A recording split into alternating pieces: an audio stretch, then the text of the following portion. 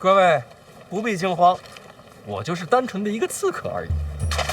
你们这些人能不能给我长点脸啊？就连这扫洒，还非得有人给我告状。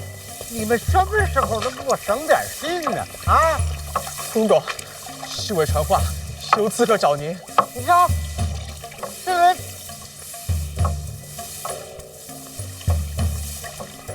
你说什么东西找我？侯公公，哎，侯公公，他对宫里各处细节都熟，不像外人。咱们想着还是请侯公公亲眼看看再说。哼，一群没担当的。来看，侯公公好呀。不，散开，散开。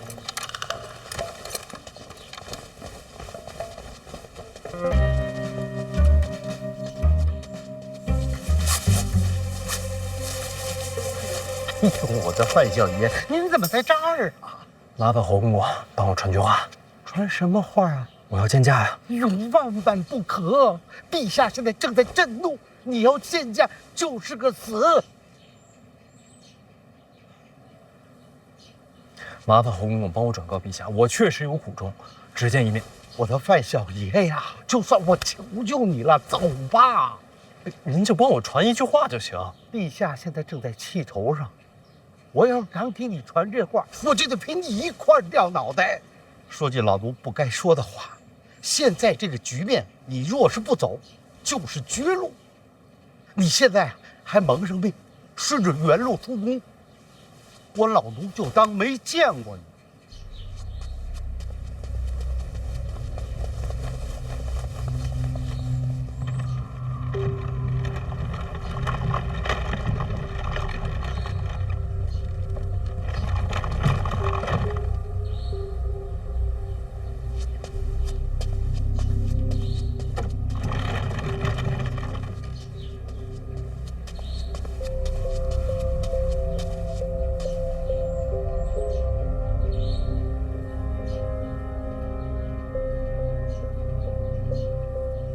假死欺君，这种做法愚蠢至极。不然呢？我还能怎么做？就是有天大的事情，也应该熬到回京。人命关天，我等不及。难道你的命不是命？所以呢？陈院长现在就是取我性命来的。现在的处境，你应该自己清楚。我知道。知道什么？所有人都告诉我，现在见驾必死无疑。我唯一的活路就是离开京都。离开京都，与死无异。照你这么说，一条活路都没有了。说对了，见驾就是去死。你要想活，就必须先死。只有拼死见驾，你才有活的生路。如果陛下这次不杀你，你就可以熬过一劫。可是我现在根本就见不到他。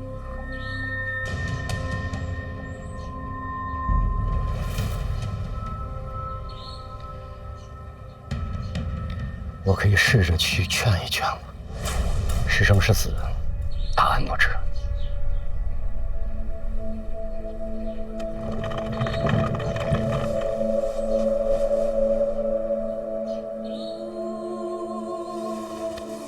我知道你现在不信任我，这样很好。如果你一直还是盲信于我，那真的完了。但你如今没得选择。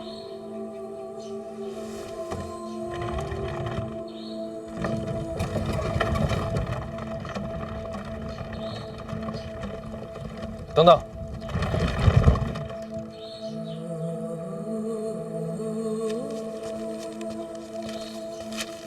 帮我把这个交给陛下。不用打听，我不需要知道什么。萧恩临死之前透露了神庙的秘密。神庙之事，陛下不谈，绝口不讲。如果今天陛下见你，你一定要记住，在你没有确定名正言顺地活过来之前，不要见我。你做的是你救的人，我也不会帮你。就当京都无缘相助，只有你自己。其他地方我也不能去。别回范府，别来找我，其余的事情你自己决定。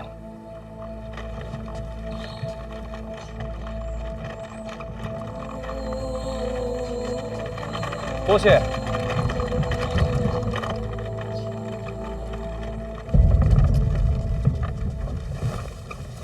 臣觐见陛下。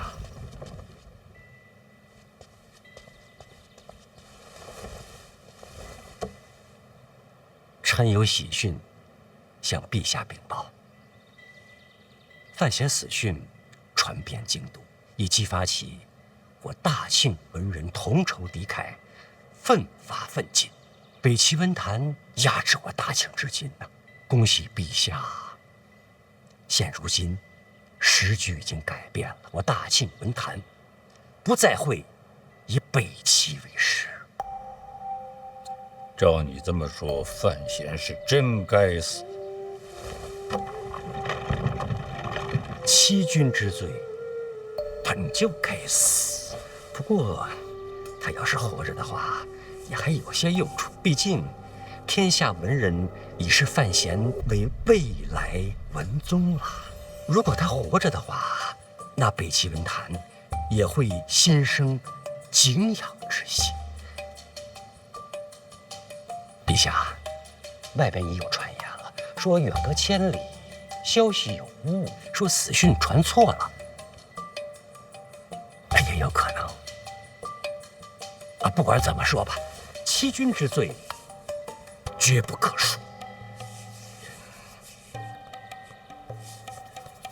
只是范闲已知是绝路，依然恳求见驾，说明这孩子内心已知错，也甘愿受死，没有回避之心。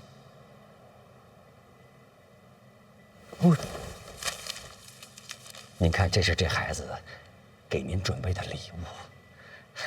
您说这孩子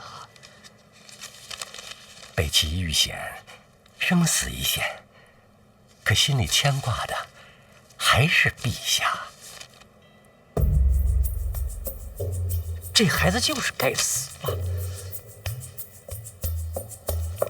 要不然陛下先见他一面，然后再杀他，也不迟啊。臣告退。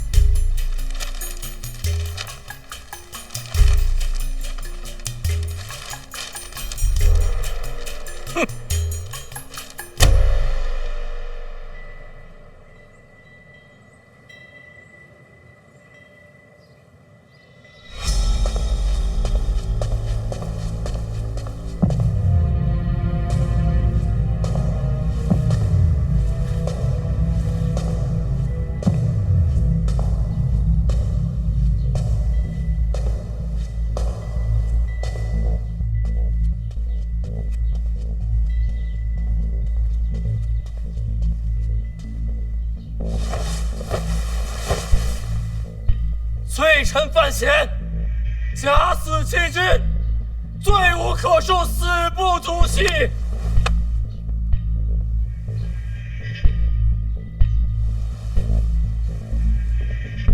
臣自儋州长大，不闻天下之事，无凌云之志。自入京都，扶摇直上，若无陛下信重，又岂有今日？臣虽未直言，但又怎能不念陛下之圣恩？臣自出使北齐，早已抱定必死之决心。所谓生死，又怎及陛下信重之万一？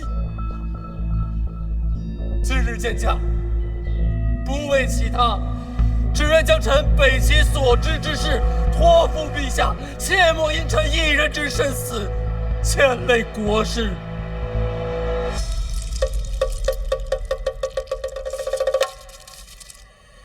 臣出使北齐，得知长公主李元瑞与二皇子李承则与北齐锦衣卫暗中往来，或有通敌之嫌。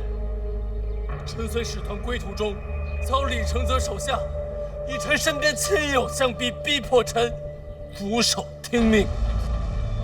臣无奈之下，只好假死脱身。虽有缘由，终究荒唐。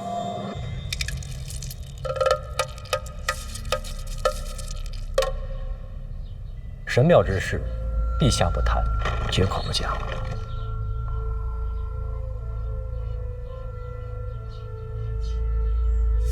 除此之外，萧文死前向臣透露，神庙之所在就在极北之地。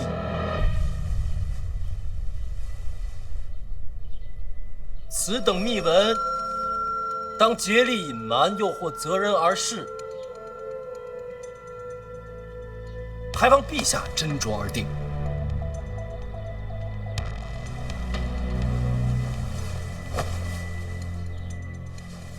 臣在北齐所知所闻，如今已尽数告知陛下。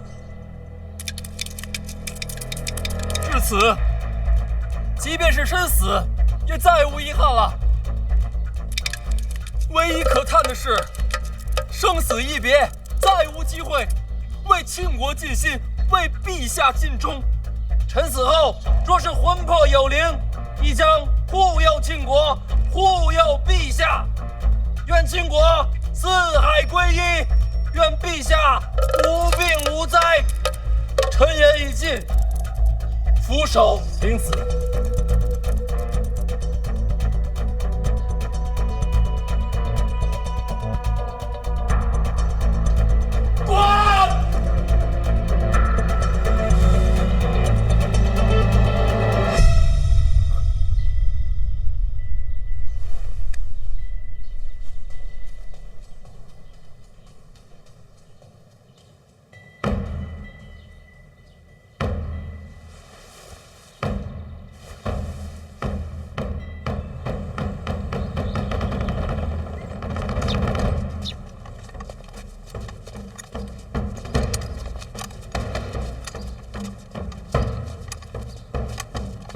我都说了嘛，滚远点啊！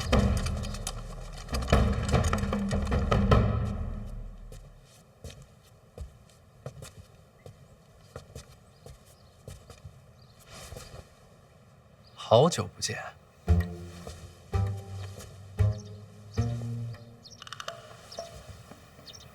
范闲，你不都出使北齐了吗？你这什么章程啊？天下这就装的有点过了啊！什么意思啊？城门挂着我的挽联呢，我的死讯你能不知道？我最好是不知道吧？什么是好太子啊？不知道才是好太子啊！我人都站这儿了，我看不见。你就不想知道我为何假死回京？我眼瞎，吴二龙。李于瑞和李承则同谋，暗通北齐锦衣卫，走私敛财，图谋不轨。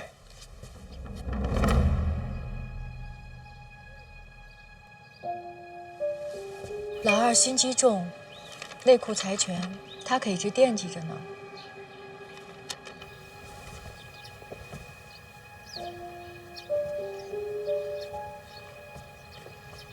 不可能，这事绝对不可能！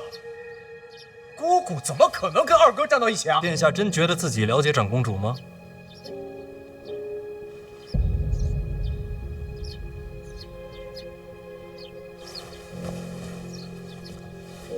你从哪儿得来的消息啊？北齐锦衣卫镇抚司指挥使沈仲有事任吗？秦国边境有处小镇，名为史家镇。北齐走私物资运往境内，多在此处囤积转运。把这镇上的商铺查一遍，就能真相大白。也就是说，你所有的消息都是这个叫沈仲的人给你的，对吧？北齐小皇帝帮我查。小皇帝凭什么帮你？我接了走私的买卖，所以李承则想杀我。我派人连夜赶往史家镇，殿下这会儿不聋了？生死存亡，顾不了那么多了。我送你回使团啊。暂时还得留在京都。那你可以藏在我这儿啊。心领了，我有自己的事儿。你现在生死攸关，有任何需要尽管开口。那就先多谢。殿下，你我合作，切不可让李承则知道。那是自然，绝密啊！方才那些护卫，我关他们一段时间啊，想不到有朝一日你我二人会联手啊。各取所需罢了。保重。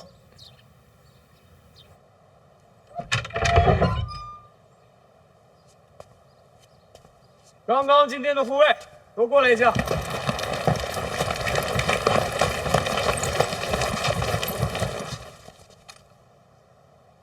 都齐了吗？齐了。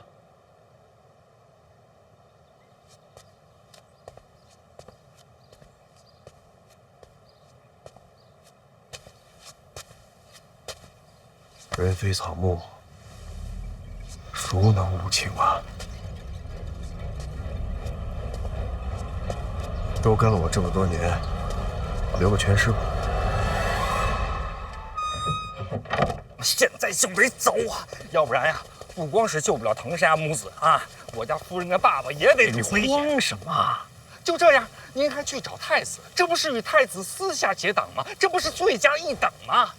还有啊，就您刚刚进宫这一次啊，要是有人走漏了风声，那就会有人出来，趁这机会让您真死喽。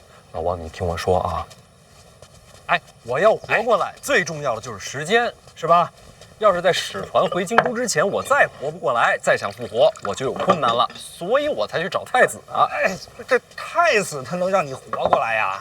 不是太子能让我活过来，是时间紧，任务重，咱们要查的事情太多，靠我一个人不行，所以得分工合作。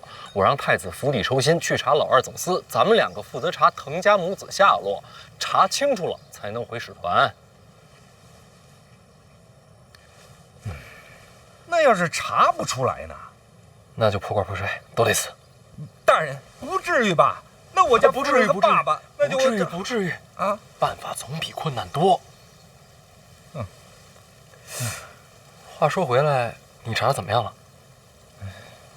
倒是有些消息了。我问了，这费介费老啊，不在京都，是去执行公务了，安全。还有思哲少爷吧，也是安然无恙啊。我问了，说他总是早出晚归的，也不知道在忙什么，但是没有被挟持的迹象。所以失踪的就只有藤家母子。他们倒是也有消息了，有人看见他们被带走了。看到带去何处了吗？抱月楼。抱月楼，什么地方？青楼。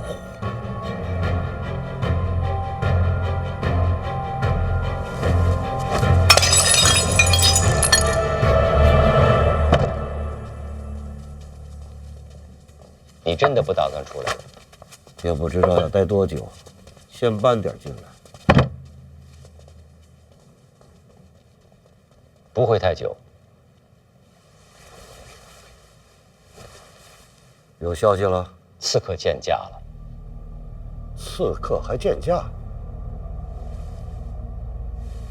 范闲，陛下想让他光明正大的活过来。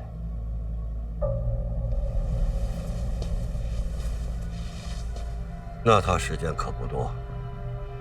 使团抵京，一切尘埃落定，他可活不过来了。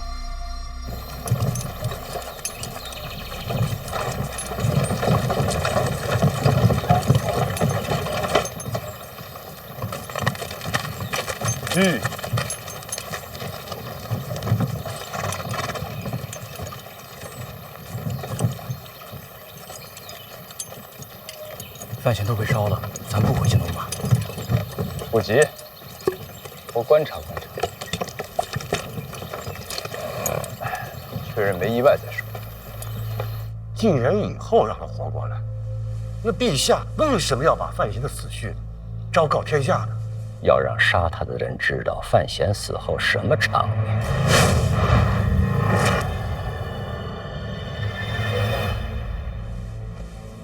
天下震动，快成国葬。毕竟庄莫涵把自己的藏书都传给了他，意义非凡。文坛传承。再一个，陛下就是想要敲打他。这孩子什么都好，就是太离经叛道了。范闲能明白吗？明白归明白，听话不可。这其实是个好机会。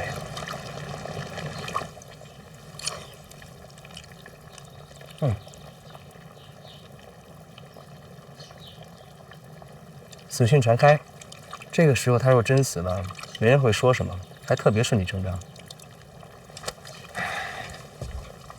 哎，干嘛去？您的意思不让我杀范闲吗？人找着了吗？就杀。啊，要找到通知我一声。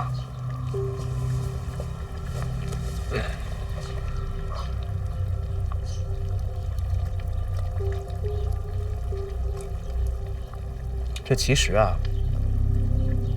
找到范闲不容易，但可以让他自己出现。那他应该在哪儿出现？还能是抱月楼啊！抱月楼。要想找到藤家母子，范闲必去抱月楼。你不出手帮他吗？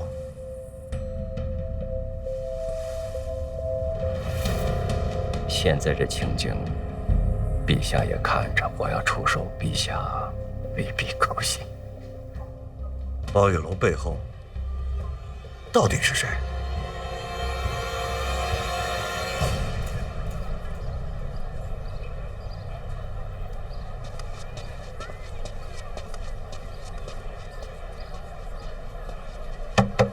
开门。能进去玩吗？对不起，没有帖子不能进。通融一下。通融不了。来，那边请啊。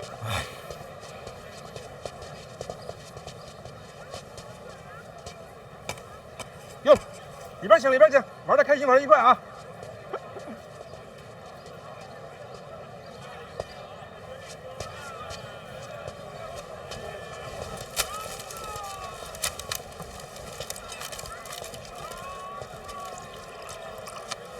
这地儿外人可是进不去的。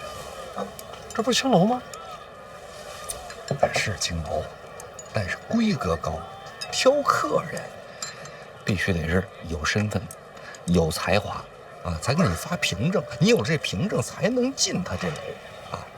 据说这楼里边比其他青楼更安静、更高雅些。哦，还是这会员制，可谓会员制。哦，没什么。那这凭证，这凭证可是不好弄啊。但是我刚才问了，咱现在有一个天赐良机。什么良机？悼念诗仙，寄托哀思，就是纪念您。所以靠纪念我就能进抱月楼？哎，纪念的好的就给发这凭证，有了这凭证，你才能进这抱月楼。那怎么叫纪念的？诸位，我们今天依旧请到了3位德高望重的大人，跟我们一起见证追思盛况。开始了！看盘追思者获得3位大人的共同认可，皆可获雅士帖，凭帖进入抱月楼。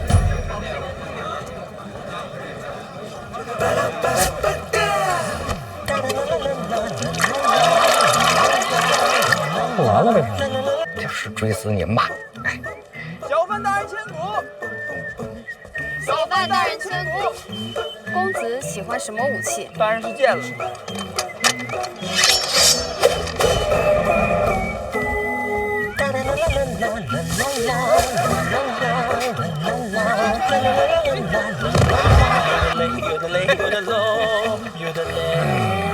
尴尬，你看这就属于追思的不行的，模仿秀。模仿我大概明白了，秀是从何而来？秀就是瘦。您是比我瘦。说惶恐。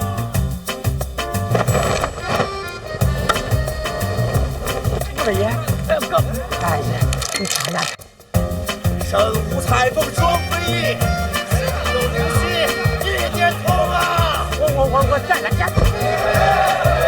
我再来一个，再给我一回这个玩笑。我想不想？我想不想？你看，这就属于追思追的不好的，模仿受他受的不好的啊。您说这是不是天赐良机啊？学诗仙，他谁能跟您自己比？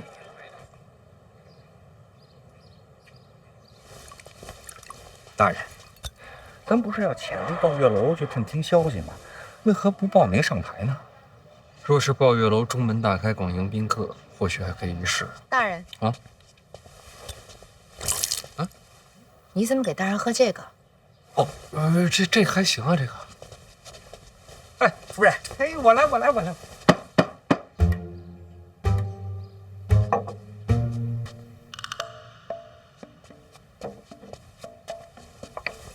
那您是怕上了台去，有别人把您给认出来？台上就算认不出来，没有人群掩护，想混进楼里，怕是隐藏不住。我想来想去，这抱月楼追思会恐怕是个陷阱。瓮中捉鳖，捉你啊！不，我是那个意思啊。那咱们应该趁着夜黑风高，咱们晚上进楼去找人。咱们只有一次机会，我就怕打草惊蛇。这抱月楼管事的是谁？那我得去查查去。圆梦。圆梦是谁？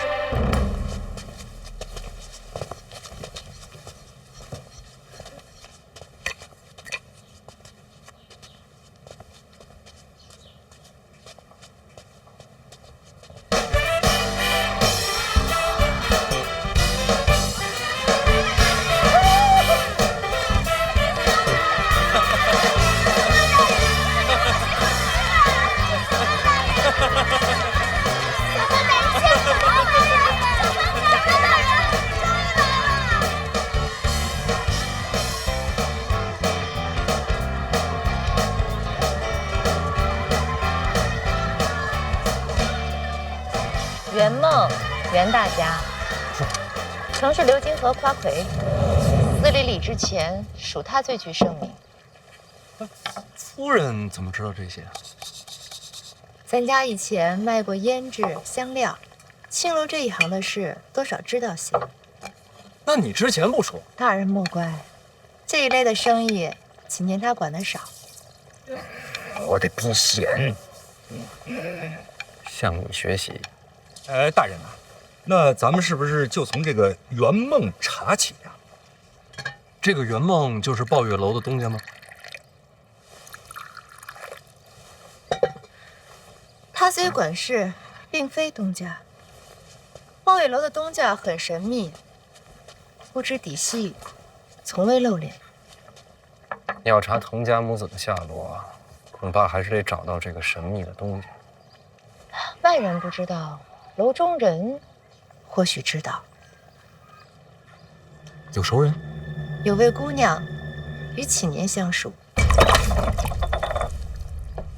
不可能啊，绝不可能！大人，王某这一生最看重的就是名声啊，说一声冰清玉洁啊，那也不为过。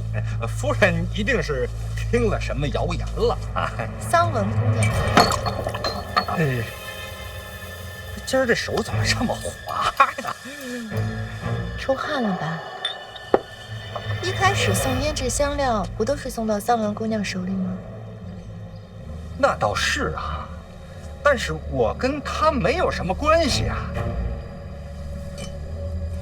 大人呐，我想想啊，开始呢，我是卖给她一本琴谱，后来呢，又卖给她一把古琴，再后来才是夫人说的这个香料啊。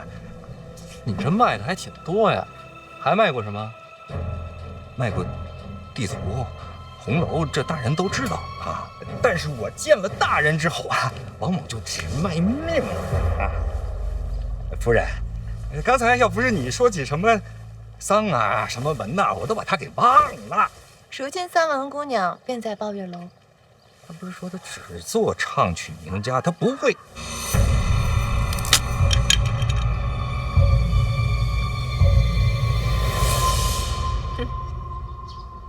大人万幸啊，启年看来是没忘干净，想必能帮大人搭上这条线。哎呀，怎么坏了？不知道。我去换一个。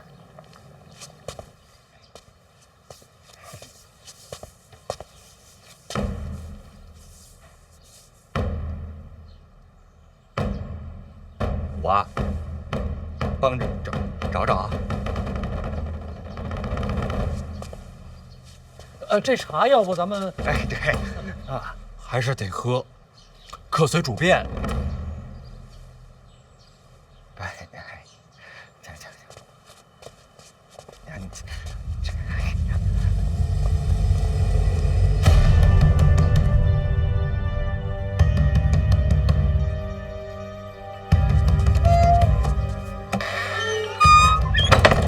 勺放哪儿了？哎呀，在这儿呢。去吧，大人等着你聊三姑娘。不是我真的跟他不熟啊。再说人家在抱月楼呢，对吧？我就是想见，我也没有机会见。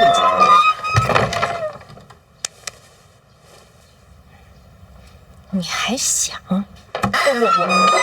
我是得想，我必须得想啊！我替大人好好想想个万全之策啊！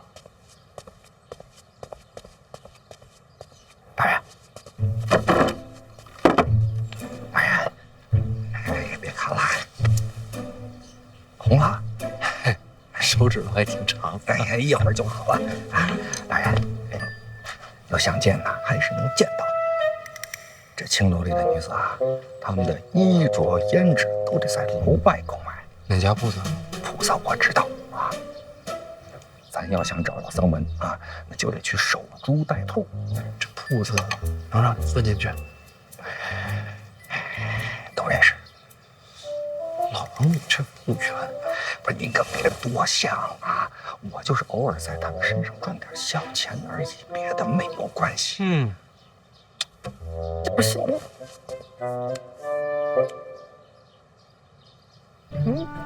问心无愧吧？那你刚才不说清楚？大人没成器，您不懂。即使是问心无愧，也不能多说一个字，不然会节外生枝的。这女人呐，疑心不可生啊。这男人呐，平安才是福。哎呀，成亲不易呀！哎，那咱们现在就走啊，走。哎，夫人，我陪大人去办点公事啊。记得带上一条兰花帕子。好嘞。怎么了？什么意思？什么意思啊？咱要去的那家铺子，最有名的就是兰花帕子，精彩。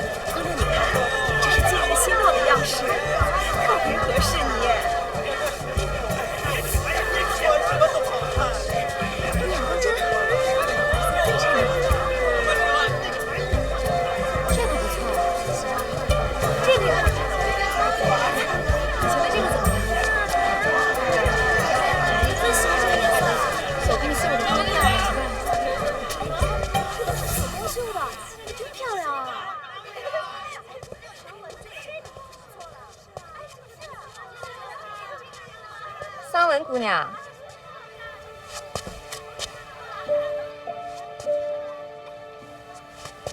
昨日晚霞如烟，我猜桑姑娘啊也该来了。上次您要的东西已经都给您备好了，姑娘请。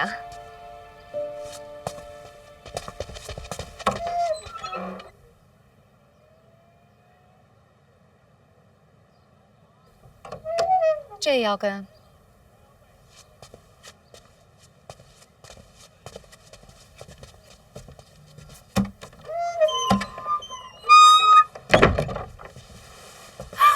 姑娘，别喊，熟人。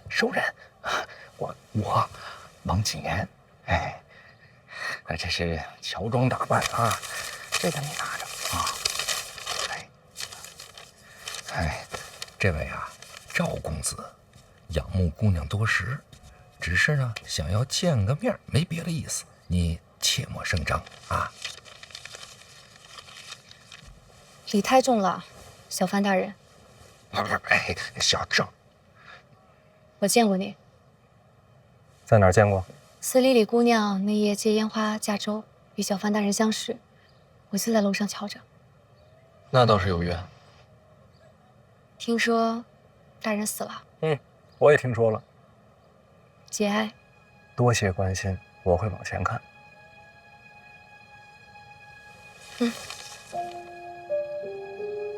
什么意思？大人是想查报月楼？你听谁说的？我可没说啊。大人死而复生，到这种地方来见我，总不能真是看上我了吧？我就是一普通女子。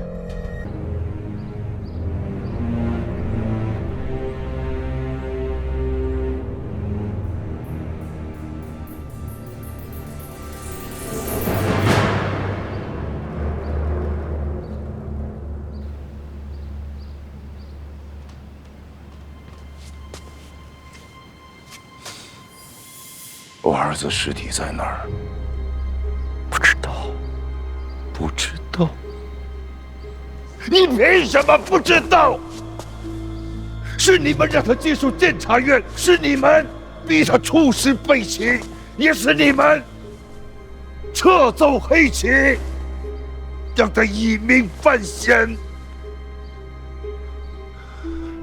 现在人死了，剩下的就只有一句：不知道。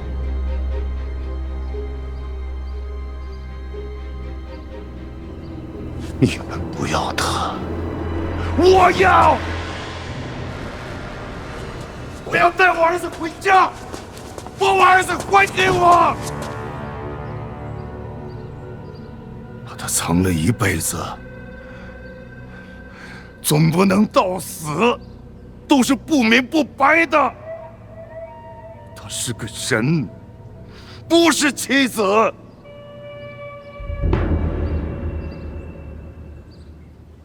我把命赔给他。上！你现在就死吧！不行。怎么？怕死啊？一个人的命太少，我死之前总要求一个善恶全消。欠他性命的人，我都应该带走。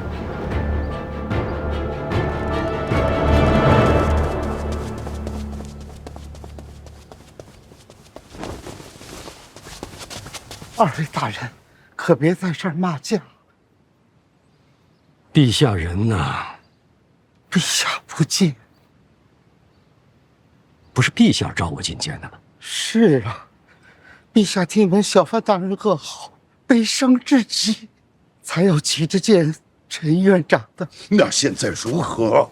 现在看了第二份飞鸽传书，就沉默不语，谁都不想见了。第二份。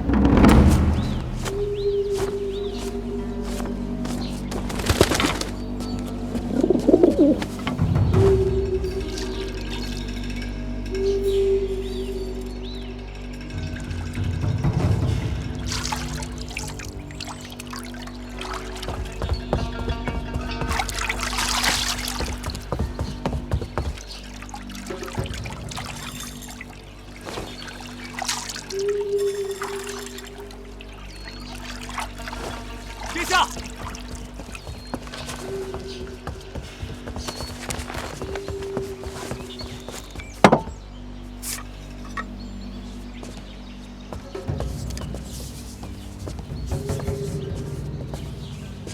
一等见面。谢必安的行踪，范闲的消息，替我看看。这无妨，信得过你。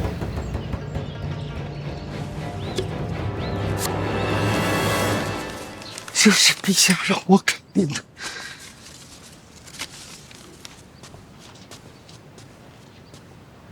严冰云是你监察院的人。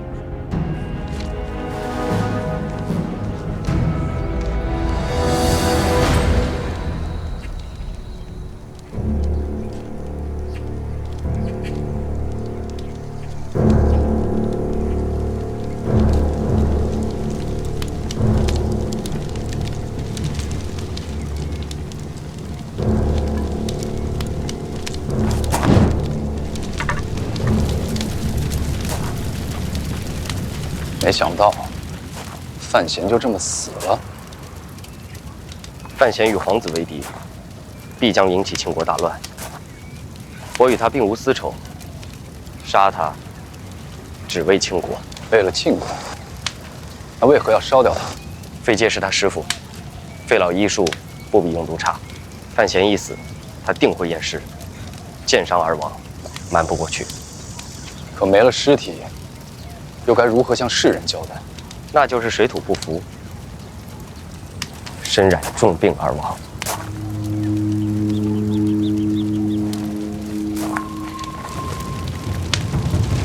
谢必安说范闲死了，尸体已经烧了。谢必安杀的？不是，严冰云背后出剑，暗算得逞。严冰云杀范闲？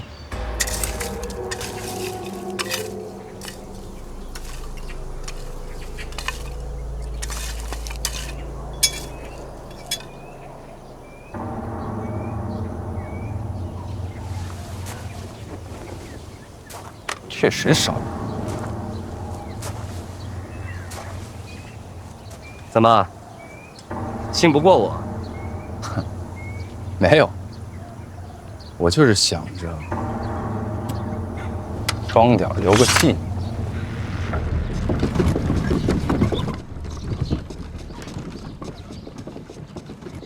怎么会是严冰云动手的？你也觉得不对？严冰云行事一切以庆国为先，平生最重律法。如今范闲这样的身份，不管发生何事，严冰云都该把人带回京都来审，怎会动手杀人？护卫传讯也不合理。没错，护卫守护范闲是陛下的旨意。若严冰云真下杀手，高达一定会将其拿下。怎么可能送回这样的消息？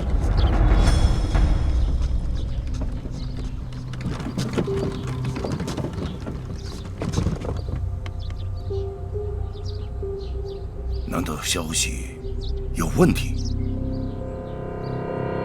难道是假死？有可能。这小子闹什么假死？你说他这么做是为了什么？为什么已经不重要了。此刻的范闲，万劫不复。陛下，他这是欺君。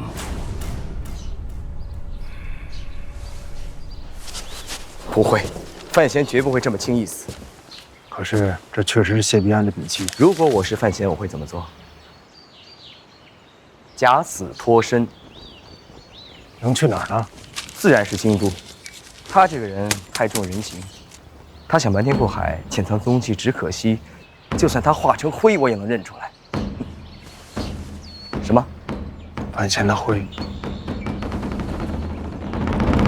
去哪里？见驾求情。刚才不见，再去也一样。那怎么办？把四兄压下来，别闹大了。正相反，要闹大。范闲的死要有价值。殿下怎么就这么认定范闲未死啊？吴九，我有看错过人吗？可是当面杀的人，当面焚的尸，这人怎么逃了？不知道，看不穿，这才叫惊喜，这才是犯险。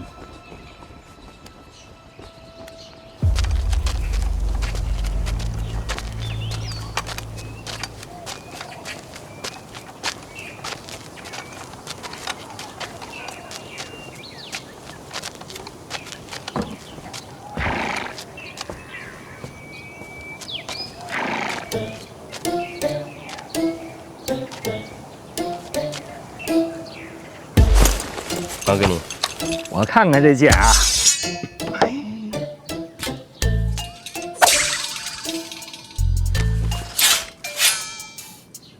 哪来的血？嘿嘿，咱也不能让他白死了呀。大人，您补补，鸡血。你这是未卜先知，猜到会有今天。我这是人缘好。什么意思啊？离开京都的时候，三处的师兄给了不少好玩意儿。等等，等等，等等，小师弟！好，小师弟，跟我走。好，来，怎么了？你们俩在这守好啊！哎，想什么呢？来拿，有一件重要的东西一定要给你。哎，这是，看，好，这个头啊，从这进，从这出，这里边装了血囊了，出血量自己控制。有点意思啊。哎呀，敌国办差嘛，危急重重，实在不行也可以死一死啊。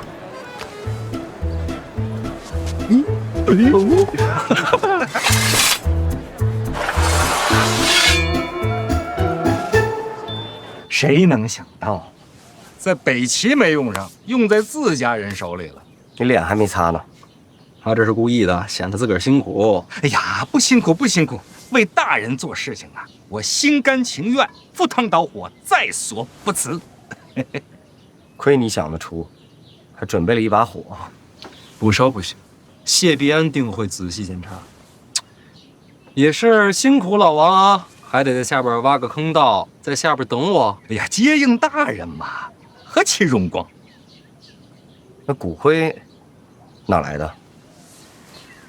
大人有所不知啊，咱们使团这一路上啊，备了2车吃食，我在里面呢，找了半扇风干猪，把这猪烧完之后吧，那个头大小跟大人差不多。哎，大人，我错了啊，我不能拿您跟猪比啊！不，这话说的，大人您要生气的话，您踢我2脚。来，行了，你这演的可不如小严公子啊！我哪能跟小严公子比呀？小严公子那演的那跟真事儿似的。其实还是有破绽。什么破绽？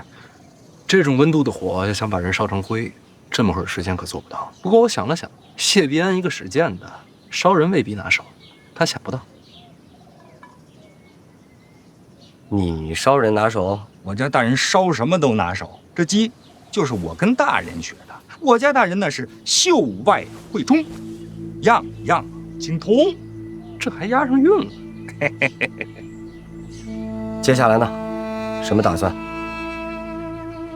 童子精妻儿、范思哲，还有老师，要真是都在老二手里，我心不安。想救人，车队慢慢走，我先回趟京都。你胆子挺大呀！我能问你个事儿吗？什么？为什么选择站在我这边？你真不怕庆国动荡？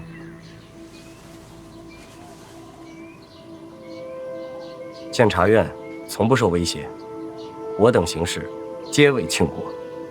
李承泽可是庆国皇子，身为皇子，却与北齐相勾结，暗中敛财，其心可诛。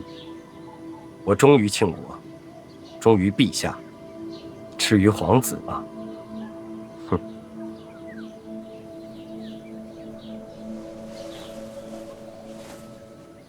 王启年在呢。来事不要停。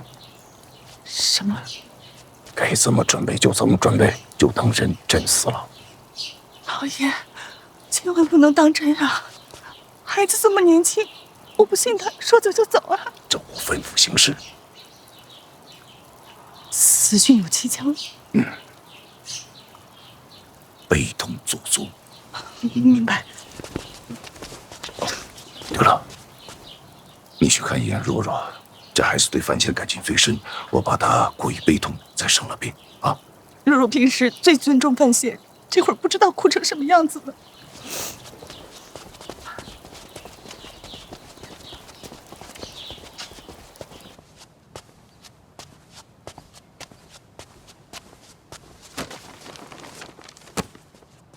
姨娘来了。啊，刚炖的阿胶桂圆羹很是滋补，一会儿想着喝了啊。若若，你这干嘛呢？不知道范思哲每天在忙些什么，这书具也不管了，库房里又吵又吵，我看不下去，拿出来晒晒。你是不是没听到消息啊？我哥的死讯，听说了。那姨娘别担心，也不必悲痛，切记莫要感怀伤神。这怎么变成你劝我了？因为我哥没死。你爹方才找过你？没有啊。哎，那你为什么就肯定你哥没死呢？因为我哥就不会死。这是人就会死啊？没错，但我哥不会。为什么？因为我相信他。哎呀，若若，你真这么想啊？对呀。那我倒是放心了。不过若若，你对你哥这样，是不是得算盲线啊？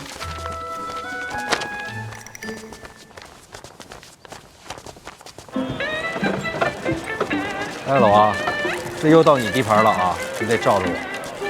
大人有所不知，自从我跟了大人，我这地盘早让新人给占了。我这还怕碰见老人把咱给认出来。嚯，这还真有人学我当年在这卖图啊！这市场有需要啊！啊？什么市场4两了，4两了！这图现在都开始竞卖了。5两啊！快，让我看看这5两的图什么样。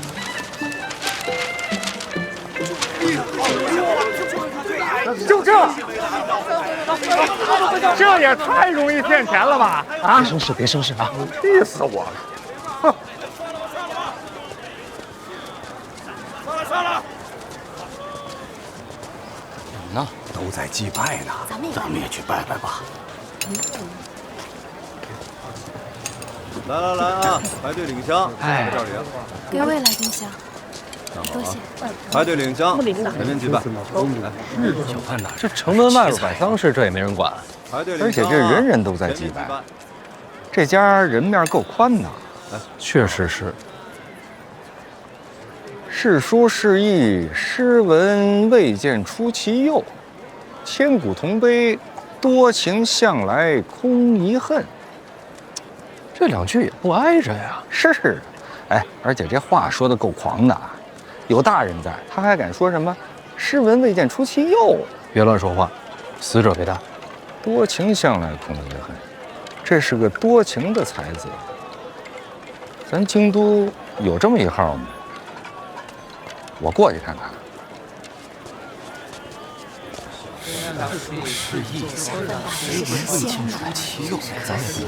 大庆栋梁范安之之灵位，也姓范。范安之谁呀？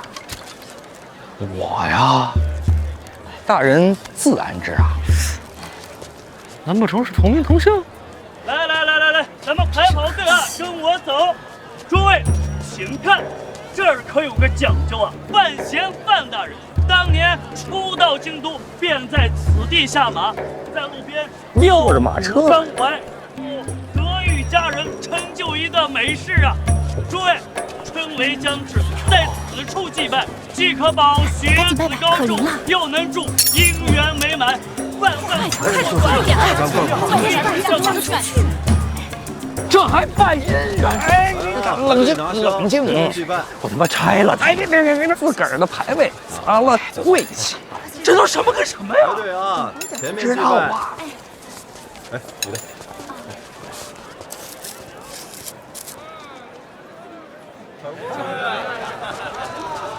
这阵仗不比过年热闹。哎呀，不愧是我呀！来，诸位请看，范闲范大人曾在此处一饮酒、一茶、一诗，看既剩10份。大人真来过？过时。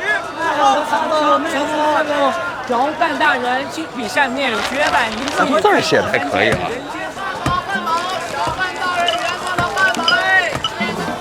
汉堡，汉子吃饱了。哎，客官，小范大人同款香囊来一个吗？怎么一股五香鸭的味儿啊？哎，这位客官怎么回事？小范大人的同款香囊怎么会有五香鸭？这位看完范大人的事情来一本，这不要。哎，还有好的呢，红楼的结局篇呢，结局出来了。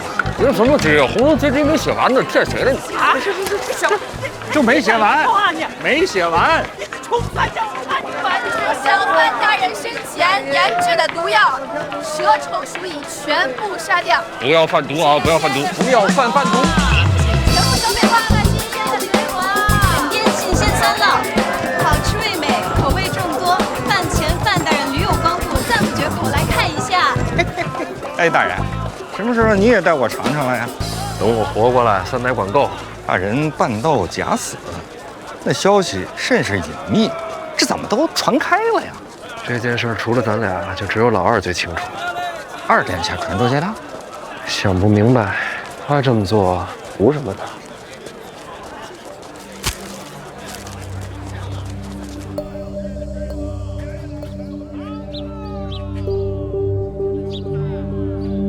我记得你家离这儿不远，这院子谁的？也是我的。能查到你名字？查不到。大人，请自便啊。这院子呀，本主是个园丁啊，他跟我借钱，这结果呢没赚到钱，便把这小院啊抵给我了。您猜猜这是什么？这不就是个窑炉吗？嘿嘿。哎呀，这是啊我们家后门，我挖了坑道，直接通到我家院内，即使有人滋扰啊，我都可以进出自由。范闲之死，天下震动。如果这个时候我们在京城把这个人给找出来，那欺君罔上的罪名，就算是坐实了。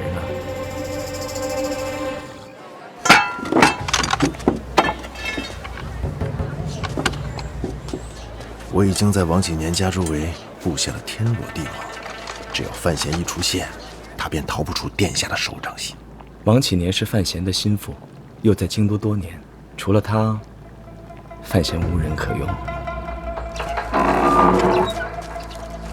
大人看啊，这外边，这路啊四通八达，而且都是通往城外的。这真遇上什么事儿了，咱逃跑方便。可以啊，安全院。安全院，这称呼贴切啊！可还有监察院啊，范闲可是监察院祭司啊。回监察院，那就不仅是欺君的罪名。真要如此，这棋局的胜负就算定了。哎，我不记得监察院麾下有这习惯啊。原来啊是没有啊，可是自从呢启年有幸遇见了大人，大人便温暖了启年的天空啊！可是这每天过得呀，也真的是够刺激的。来，大人，您坐。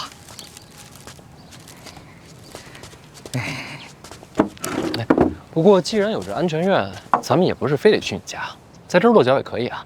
不，大人，安顿滕家母子的事儿啊，那是我夫人帮着办的。这要找他们呀，那还是得回我家啊，去找我家夫人。哎，老王啊，入夜再去，小心为上，克制一点儿。关门关窗，防火防盗。关门关窗，防火防盗。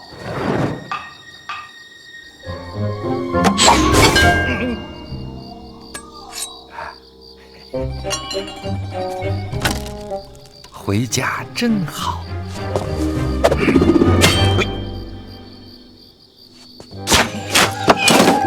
什么动静？有刺客！让我家夫人防歹人设的啊！不过话说回来，你这出口带井壁确实想不到。夫人可能睡了，千万别惊了她的觉，不然要发大脾气的。咱们去内屋。哎，既然这样，不如干脆回安全院得了。内屋啊，是丫头的房子。出门这么久了，我想现在就过去看看。走，行。哎，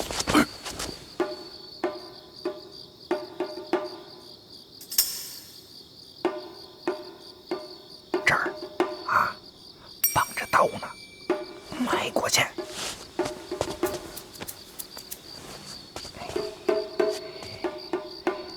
还有啊，这儿还有那儿啊，有夹路的夹子啊，在这儿没事啊。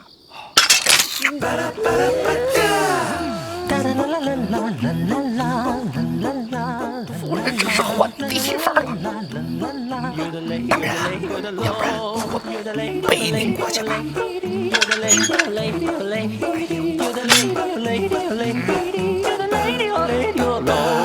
有的累，有的累。